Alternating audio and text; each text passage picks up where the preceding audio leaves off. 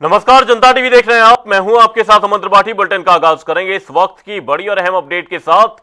ये बड़ी और अहम जानकारी, इस वक्त की ये बड़ी खबर आपको बता रहे हैं। बीजेपी अध्यक्ष नितिन नवीन का आज उत्तराखंड दौरा प्रस्तावित है। ये बड़ी और अहम जानकारी, पहली बार अध्यक्ष बनने के बाद ये पहला बड़ा दौरा है। 3 दिवसीय दौरे में कई महत्वपूर्ण बैठकें तय हैं। 2027 चुनाव को लेकर संगठनात्मक रणनीति पर मंथन किया जाएगा। बूथ स्तर तक कार्यकर्ताओं को संबोधित करेंगे। ये बड़ी और अहम जानकारी, इस वक्त की ये बड़ी खबर आपको बता रहे हैं। बीजेपी अध्यक्ष नितिन नवीन का आज उत्तराखंड दौरा प्रस्तावित है। ये बड़ी और अहम जानकारी, पहली बार अध्यक्ष बनने के बाद ये पहला बड़ा दौरा होगा। 3 दिवसीय दौरे में कई महत्वपूर्ण बैठकें तय की गई हैं। आपको बता दें, 2027 चुनाव को लेकर संगठनात्मक रणनीति पर चर्चा की जाएगी और बूथ स्तर तक कार्यकर्ताओं को संबोधित करेंगे। बीजेपी अध्यक्ष नितिन नवीन का उत्तराखंड दौरा प्रस्तावित है। ये बड़ी और अहम जानकारी आपको बता रहे हैं, इस वक्त की ये बड़ी अपडेट। 2027 चुनाव को लेकर संगठनात्मक रणनीति पर मंथन किया जाएगा। ये बड़ी और अहम जानकारी आपको बता रहे हैं, इस वक्त की ये बड़ी अपडेट। बीजेपी अध्यक्ष नितिन नवीन का उत्तराखंड दौरा प्रस्तावित है। ये बड़ी और अहम जानकारी आपको बता रहे हैं, इस वक्त की ये बड़ी अपडेट सामने। 3 दिवसीय दौरे में कई महत्वपूर्ण बैठकें तय की गई। ये बड़ी और अहम जानकारी आपको बता रहे हैं। बीजेपी अध्यक्ष नितिन नवीन आज उत्तराखंड दौरे पर आने वाले हैं। पहली बार अध्यक्ष बनने के बाद ये पहला बड़ा दौरा है। 3 दिवसीय दौरे में कई महत्वपूर्ण बैठकें तय की गई हैं। 2027 चुनाव को लेकर संगठनात्मक रणनीति पर मंथन किया जाएगा। बूथ स्तर तक कार्यकर्ताओं को संबोधित करेंगे नितिन नवीन। ये बड़ी और अहम जानकारी, बड़ी खबर आपको बता रहे हैं। पहली बार अध्यक्ष बनने के बाद ये पहला बड़ा दौरा है। 3 दिवसीय दौरे में कई महत्वपूर्ण बैठकें तय की गई हैं। 2027 चुनाव को लेकर संगठनात्मक रणनीति पर मंथन किया जाएगा। बूथ स्तर तक कार्यकर्ताओं को संबोधित करेंगे।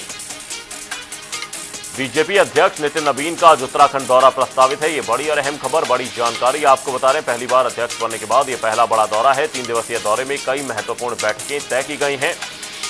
2027 चुनाव को लेकर संगठनात्मक रणनीति पर मंथन किया जाएगा। आपको बता दें, बीजेपी 2027 उत्तराखंड चुनाव को लेकर पूरी तरह से अलर्ट मोड पर है और ऐसे में बीजेपी अध्यक्ष नितिन नवीन का यह दौरा बेहद खास रहने वाला है। अध्यक्ष बनने के बाद यह पहला बड़ा दौरा है। 3 दिवसीय दौरे में कई महत्वपूर्ण बैठकें तय की गई हैं। आपको बता दें, 2027 चुनाव को लेकर संगठनात्मक रणनीति पर मंथन किया जाएगा। बूथ स्तर तक कार्यकर्ताओं को संबोधित करेंगे नितिन नवीन। ये बड़ी और अहम जानकारी, बड़ी अपडेट आपको बता रहे हैं। बीजेपी अध्यक्ष नितिन नवीन का उत्तराखंड दौरा प्रस्तावित है। आज उत्तराखंड दौरे पर आएंगे बीजेपी अध्यक्ष नितिन नवीन। 3 दिवसीय दौरे में कई महत्वपूर्ण बैठकें तय की गई। 2027 चुनाव को लेकर संगठनात्मक रणनीति पर मंथन किया जाएगा। ये बड़ी और अहम अपडेट, बड़ी जानकारी आपको बता रहे हैं। और बीजेपी अध्यक्ष के दौरे को लेकर तमाम तैयारियां पूरी कर ली गई हैं। आपको बता दें, आज दौरे पर आने से पहले कई तरह की बैठकें रही। तैयारियों को लेकर कई तरह का मंथन किया गया और अब बीजेपी अध्यक्ष आज उत्तराखंड दौरे पर आने वाले।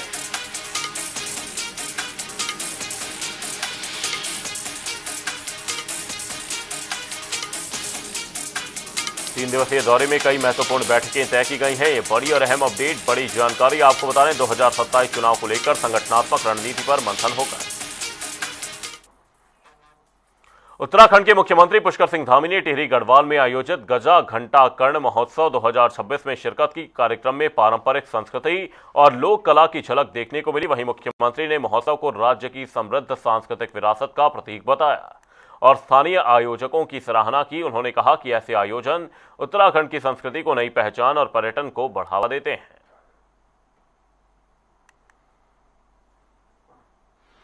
मुख्य विकास अधिकारी, अन्य अधिकारीगण सभी हमारे, जिन्होंने यहाँ पर विभिन्न विभागों से आए हुए सभी स्टॉल पर उपस्थित सभी हमारे अधिकारीगण, कर्मचारीगण, मैं सबसे पहले तो आज इस 3 दिवसीय द्वितीय गजा घंटाकरण महोत्सव के शुभारंभ पर मैं यहां पहुंचा तो मेरा सुबोध भाई का और सभी लोगों का, हमारी माताओं बहनों ने तिलक लगाकर स्वागत किया, अभिनंदन किया। मैं भी आपको दोनों हाथ जोड़कर, सर झुकाकर आप सबका स्वागत करता हूं, आप सबका अभिनंदन करता हूं। साथ ही मैं भगवान घंटाकरण देवता को प्रणाम करता हूं, उनके श्री चरणों में नमन करता हूं। हम सभी जानते हैं भगवान घंटाकरण सदियों से हमारे गांव के रक्षक देवता के रूप में श्रद्धापूर्वक उनकी पूजा होती रही है। वे हर संकट की घड़ी में एक अदृश्य शक्ति के रूप में हम सब की रक्षा करते हैं और उन्हें जो भी विपत्ति में होता है उसको साहस प्रदान करते हैं। भाइयों बहनों, गजा का घंटाकरण मंदिर हमारे राज्य के जो प्रमुख पौराणिक स्थल हैं उनमें से एक है, जिसका उल्लेख केदारखंड में भी मिलता है। मुझे अत्यंत प्रसन्नता है कि इस भव्य महोत्सव के माध्यम से इस ऐतिहासिक क्षेत्र की जो समृद्ध सांस्कृतिक विरासत है, उस विरासत को व्यापक पहचान दिलाने का ये बहुत सराहनीय प्रयास घंटाकरण महोत्सव के माध्यम से किया जा रहा है। अल्मोड़ा दौरे पर पहुंचे मुख्यमंत्री पुष्कर सिंह धामी ने सोबन सिंह जीना विश्वविद्यालय में 138 करोड़ रुपए की विकास योजनाओं का लोकार्पण और शिलान्यास किया। इसके साथ ही उदय शंकर नृत्य एकेडमी में आयोजित एसडीजी अचीवर्स अवार्ड कार्यक्रम में मुख्यमंत्री ने उत्कृष्ट कार्य करने वाले 32 समूहों को सम्मानित किया। एसडीजी इंडेक्स में रुद्रप्रयाग जिला पहले स्थान पर रहा। मुख्यमंत्री ने कहा कि उत्तराखंड ने देश में पहला स्थान मेहनत कश लोगों की बदौलत हासिल किया है। पहले तो आज जो एसटीजी इंडेक्स में हमारे राज्य का पहला स्थान पूरे देश में आया है, ऑल ओवर इंडिया में, उसके लिए मैं सभी प्रदेशवासियों को बहुत बधाई देता हूं, शुभकामनाएं देता हूं कि सभी के सामूहिक प्रयासों से, जन भागीदारी से और हमारे सभी जनपदों में जो अधिकारीगण हैं, हमारे जनप्रतिनिधिगण हैं, स्वयंसेवी संस्थाएं हैं और प्रतिभागी गण हैं जिन्होंने आज यहाँ प्रतिभाग किया है, उन सबके प्रयासों से हमको ये गौरव प्राप्त हुआ है। और हमारा इस प्रकार का जो कार्यक्रम है ये इसीलिए अल्मोड़ा सांस्कृतिक नगरी में किया गया है कि पहले देहरादून में आसपास इस कार्यक्रम होते थे। अब सभी लोगों को, चूँकि हर जिले के लोगों को इसमें प्रतिभाग करना होता है, तो घूम घूम के समेकित रूप से इस प्रकार के कार्यक्रम होंगे तो अन्य लोग भी इससे प्रेरित होंगे। और हमारा जहाँ पहला स्थान मिलने पर हम लोगों को बहुत संतोष है, वहीं हमारे लिए चुनौती भी है कि आगे आने वाले समय में जिन क्षेत्रों में अभी हमें काम करना है, जहां अभी और काम की आवश्यकता है, वहां हम और काम करेंगे। मैंने इसकी समीक्षा बैठक में भी कहा था कि एक तो हमारी चुनौती है कि हम अपने स्थान को सस्टेन करें, उस स्थान को बना के रखें और उसके साथ साथ जिन क्षेत्रों में अभी बहुत काम की आवश्यकता है उन काम को करें, समाज के अंतिम छोर में खड़े हुए व्यक्ति तक हमारा विकास पहुँचे। उत्तराखंड के पूर्व मुख्यमंत्री एवं महाराष्ट्र के पूर्व राज्यपाल भगत सिंह कोश्यारी को पद्म भूषण सम्मान मिलने के बाद हल्द्वानी पहुंचने पर उनका भव्य स्वागत किया गया। बीजेपी कार्यकर्ताओं और समर्थकों ने फूलमालाओं के साथ उनका जोरदार अभिनंदन किया। इस अवसर पर कोश्यारी ने सम्मान के लिए प्रधानमंत्री मोदी का आभार जताते हुए कहा कि यह सम्मान पूरे उत्तराखंड की जनता का सम्मान है। उन्होंने कहा कि उनका जीवन देश और समाज सेवा के लिए समर्पित रहा है और आगे भी वो जनता की सेवा जारी रखेंगे।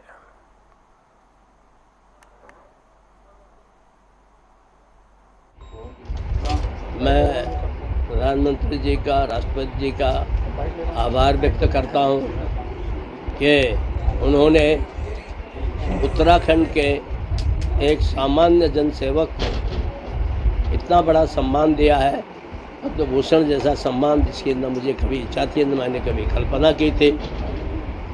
वास्तव में ये मेरा सम्मान नहीं है, भगत सिंह का सम्मान नहीं है।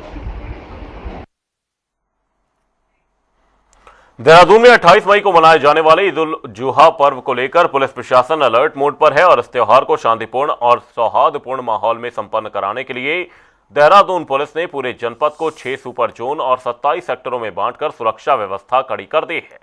एसएसपी देहरादून प्रमेंद्र सिंह डोभाल का कहना है कि ईद पर संवेदनशील इलाकों में विशेष निगरानी रखने के साथ ही अफवाह या विवाद फैलाने वालों पर कड़ी कार्रवाई की जाएगी, जबकि इस दौरान गौवंश की तस्करी पर भी विशेष नजर रखी जाएगी।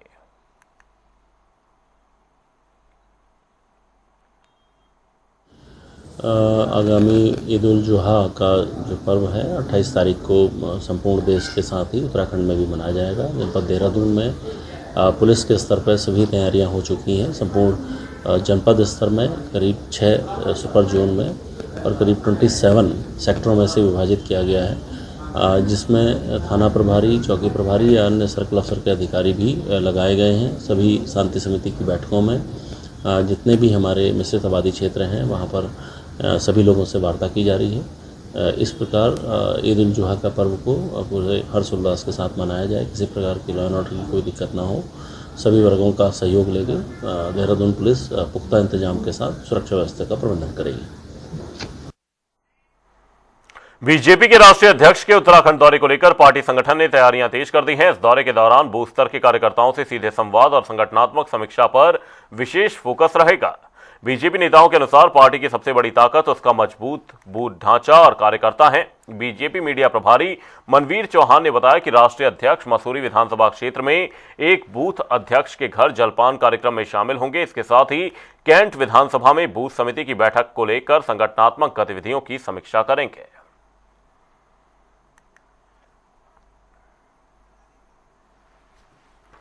जो आम कार्यकर्ता होता है, क्योंकि भारतीय जनता पार्टी एक कार्यकर्ता आधारित पार्टी है और हमारे संगठन स्तर पर जो संरचना बनाई गई है पार्टी की, वो सबसे छोटी इकाई हमारी बूथ की होती है और आदरणीय राष्ट्रीय अध्यक्ष बूथ अध्यक्ष के घर पर जलपान करेंगे और बूथ समिति की बैठक लेकर के उसकी समीक्षा करेंगे। तो निश्चित रूप से उनका एक कार्यक्रम हमारे आम कार्यकर्ता में उत्साह भरने वाला होगा और एक प्रेरणादायी होगा। इसलिए आदरणीय अध्यक्ष जी का मसूरी विधानसभा के एक बूथ पर बूथ अध्यक्ष के घर पर उनका जलपान का कार्यक्रम रखा गया। जवाहरलाल नेहरू की पुण्यतिथि पर उत्तराखंड कांग्रेस प्रदेश कार्यालय में श्रद्धांजलि कार्यक्रम आयोजित किया गया। कार्यक्रम में नेताओं और कार्यकर्ताओं ने नेहरू की तस्वीर पर माल्यार्पण कर उन्हें श्रद्धा सुमन अर्पित किए। इस दौरान कांग्रेस के वरिष्ठ उपाध्यक्ष सूर्यकांत धस्माना ने नेहरू के स्वतंत्रता आंदोलन में योगदान और आधुनिक भारत के निर्माण में उनकी भूमिका को याद किया। उन्होंने कहा कि नेहरू ने देश को लोकतंत्र, वैज्ञानिक सोच और विकास की मजबूत दिशा देने का कार्य किया, जिसे देश हमेशा याद रखेगा।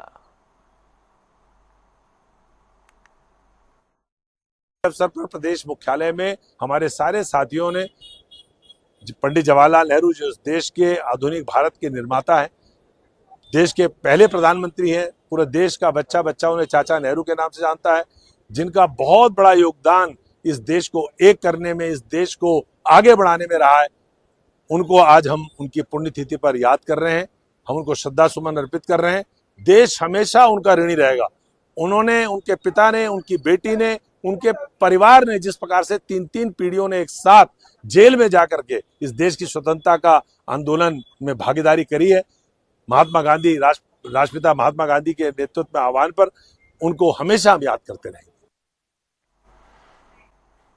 देहरादून में जिलाधिकारी आशीष चौहान ने कलेक्ट्रेट परिसर के विभिन्न कार्यालयों का औचक निरीक्षण कर व्यवस्थाओं का जायजा लिया।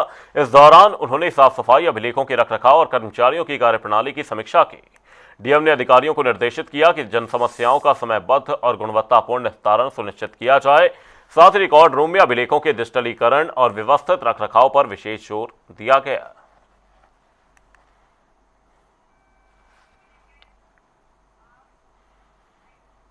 रामनगर के तेलीपुरा रोड स्थित ट्रक यूनियन के पास सड़क किनारे खड़े ट्रक में अचानक भीषण आग लग गई, जिससे इलाके में अफरा तफरी मच गई। ट्रक संख्या UK04 CB 1531 में अज्ञात कारणों से लगी आग ने देखते ही देखते विकराल रूप ले लिया और पूरा वाहन धू-धू कर जल उठा। आग की लपटें और धुआं दूर दूर तक दिखाई दिया और पास खड़े अन्य वाहनों को भी खतरा पैदा हो गया, जिसमें एक और ट्रक आंशिक रूप से आग की चपेट में आ गया। कई लाखों का नुकसान हो गया मेरी गाड़ी में। मैं तो अस्पताल था, लोगों ने, यूनियन वालों ने बताया मेरी गाड़ी में आग लग गई, कि जल्दी आ जाए, तो गाड़ी में आग लग गई। दोनों गाड़ी अपनी थी और तीसरी गाड़ी भी बच गई आग लगने से, क्योंकि क्रेन बुला के आकाश भाई को ये गाड़ी बचवाई है हमने। लोगों ने मेरी यही मांग है भाई, फर्स्ट पार्टी का इंश्योरेंस दोनों गाड़ियों का, मेरी यही मांग है बस गाड़ी फर्स्ट इंश्योरेंस से मिल जाए हमारी गाड़ी। ये फायर वालों ने बुझाई आग आके, लोग बाग गाड़ी बुझाने की कोशिश भी कर रहे थे, बुझ नहीं पा रही थी। मैं अस्पताल था, मैं अस्पताल से फायर वालों को बुला के लेकर। उत्तराखंड इन दिनों भीषण गर्मी और नौतपा की तपिश से झुलस रहा है। देहरादून समेत मैदानी और पहाड़ी इलाकों में तापमान लगातार बढ़ रहा है। मौसम विभाग ने अगले 48 घंटों के लिए लू चलने की चेतावनी जारी की है। मौसम विज्ञान केंद्र के निदेशक CS तोमर के मुताबिक 28 और 29 मई को पश्चिमी विक्षोभ सक्रिय होने से कई जिलों में बारिश, ओलावृष्टि, तेज हवाएं और आकाशीय बिजली गिरने की संभावना है। सिर को ढके हुए, छाते लगाए हुए और गर्मी से थोड़ी राहत पाने के लिए सड़क किनारे जूस की दुकानों पर बार बार रुकते हुए लोग। ऐसी तस्वीरें आजकल आपको उत्तराखंड के लगभग हर शहर में देखने को मिल जाएंगी। पूरा राज्य भीषण गर्मी की चपेट में है और पारा लगातार चढ़ता जा रहा है। चिलचिलाती गर्मी के हालातों को देखते हुए मौसम विभाग ने मैदानी इलाकों और उनसे सटे पहाड़ी जिलों में अगले 48 घंटों के लिए लू चलने की चेतावनी जारी की है। हालांकि उत्तराखंड के लोगों को जल्द ही भीषण गर्मी से राहत भी मिल सकती है। मौसम विभाग ने गुरुवार से एक पश्चिमी विक्षोभ सक्रिय होने का अनुमान जताया है, जिससे राज्य के कई हिस्सों में हल्की से मध्यम बारिश हो सकती है। अगले 48 घंटे के लिए हीट वेव का वार्निंग है, खासतौर से जो प्लेन्स एरिया है हमारे उनसे लगे हुए जो पहाड़ी जो जनपदों के एरिया हैं वहाँ पे। उसके बाद 28, जैसे मैंने बताया कि 28-29 तारीख में जो है हैवी रेन के भी एक आध जगह पे कहीं पे हैवी रेन हो सकता है, अदरवाइज उसके जो है हेल के चांसेस बन सकते हैं। और विंड स्पीड थोड़ा सा ज्यादा रहने का अनुमान है, जैसे 40 से 50 या 50 से 60 किलोमीटर प्रति घंटा की रफ्तार की तेज हवा भी 29 खासतौर से 29 तारीख को ऐसा हो सकता है। 30 तारीख में भी जो है इसी के आकाशीय थंडरस्टॉर्म के साथ साथ जो है आकाशीय बिजली गिरने के चांसेस है और ये 40 से 50 किलोमीटर की तेज हवा के अनुमान है। येलो अलर्ट में तो अभी जो येलो ऑरेंज अलर्ट है 28 और 29 तारीख के लिए हमारे को हैवी रेन और ओलावृष्टि की वजह से हमने कुछ स्थानों पे अभी दिया हुआ है। नौतपा यानी भीषण गर्मी का 9 दिनों का दौर जारी है।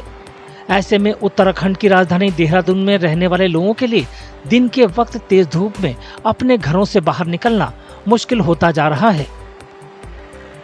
बढ़ती गर्मी के बीच लोग घरों के अंदर रहना ही पसंद कर रहे हैं। साथ ही वे खुद को तरोताजा रखने और गर्मी से राहत के लिए पारंपरिक तरीकों का सहारा ले रहे हैं। गर्मी का मौसम है गुरुजी, तो नेचुरली आदमी छाया ढूंढता है और कहीं ना कहीं जहाँ पेड़ होंगे थोड़ा छाया मिलेगी वहीं पे जाएगा आदमी गर्मी में। और गर्मी पिछली बार की अपेक्षा इस बार बहुत ज़्यादा है और अभी बता रहे हैं कि 25 तारीख से 9 दिन तक नौतपा चल रहा है। गर्मी के कारण बहुत ज़्यादा बुरा हाल हो रहा है इस वक्त और नौतपा भी शुरू हो गया है। तो आदमी क्या करे, कहाँ जाए, ठंडा पिए, गन्ना पिए और सबसे बेटर तो है कि आदमी सत्तू वगैरह का इस्तेमाल करे, बेल का रस पिए, वो ज़्यादा बेहतर है स्वास्थ्य के लिए। जब गर्मी इतनी बढ़ रही है घर से बाहर कौन निकलेगा? ऐसी गर्मी में गर्मी इतनी ज्यादा हो रही है, कोई घर से बाहर ही निकलता। जो निकलता सुबह शाम निकलते हैं घर से बाहर। हालांकि इस हफ्ते के आखिर में बारिश होने का अनुमान है, जिससे लोगों को गर्मी से कुछ राहत मिल सकती है। मौसम विभाग ने राज्य के कुछ हिस्सों में आंधी तूफान, ओलावृष्टि, बिजली गिरने और तेज हवा चलने की चेतावनी भी दी है। साथ ही लोगों से सतर्क रहने की अपील की गई है।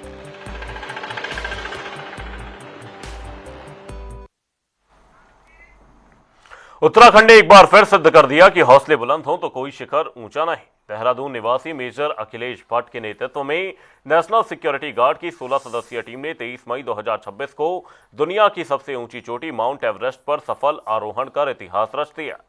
टीम ने काठमांडू से महज 20 दिनों में 8,848.86 मीटर ऊंचे शिखर तक पहुंचकर दुर्लभ रिकॉर्ड बनाया। अभियान में उत्तराखंड के कई जवान शामिल रहे। कठिन प्रशिक्षण, अनुशासन और साहस के दम पर हासिल की गई सफलता ने देवभूमि का गौरव बढ़ा दिया है।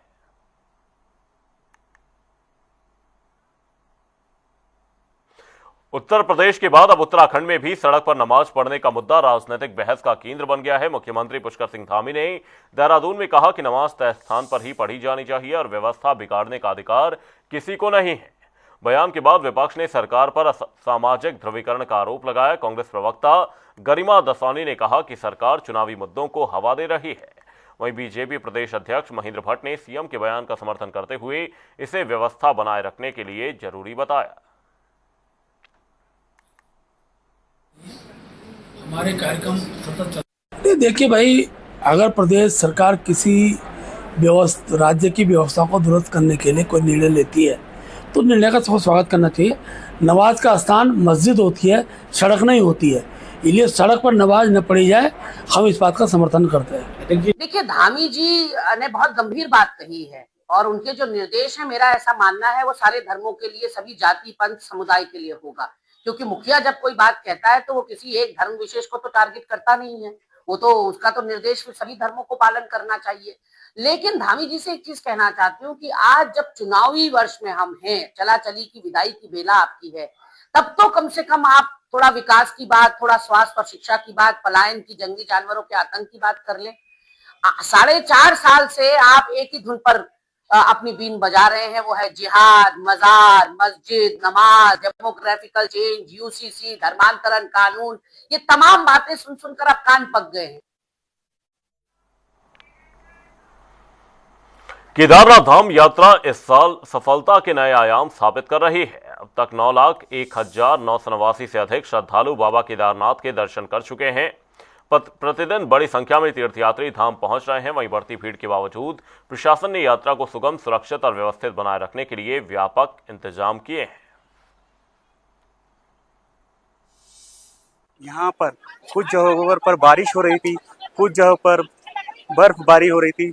मेरे साथ मेरी बेटी छोटी सौम्या ठाकुर, ये वहाँ से स्टे करते करते पैदल आई है और यहाँ पर जो भी व्यवस्था है सभी अच्छी तरह से है, बहुत अच्छे। मंदिर में भी बहुत अच्छे दर्शन हुए, हर जगह पे दर्शन अच्छे हुए और यहाँ की फैकल्टी एवं यहाँ का पूरा मैनेजमेंट एवं यहाँ की गाइड, वॉलेंटियर, यानी सभी ने हम लोगों की हेल्प करके इस यात्रा को सफल बनाया। जय बाबा केदारनाथ। बहुत अच्छा है जी, बहुत अच्छा, बहुत अच्छे दर्शन हुए। व्यवस्था भी बहुत अच्छी है, जितनी ज्यादा श्रद्धालुओं की संख्या होती है उस हिसाब से बहुत अच्छा मैनेजमेंट है। इतनी ज्यादा अपार भीड़ को संभालना बहुत बड़ी बात होती है, यहाँ मैनेजमेंट के लिए बहुत अच्छी बात है। ये सबकी व्यवस्था को संभालने और बहुत ज्यादा मेहनत से काम कर रहे सभी लोग। अनुभव बहुत अच्छा रहा। ट्रैक काफी लंबा था, काफी कठिन था, बट जब पूरा किया तो काफी अच्छा लगा। तो अनुभव अभी तक काफी अच्छा था, काफी अच्छा है।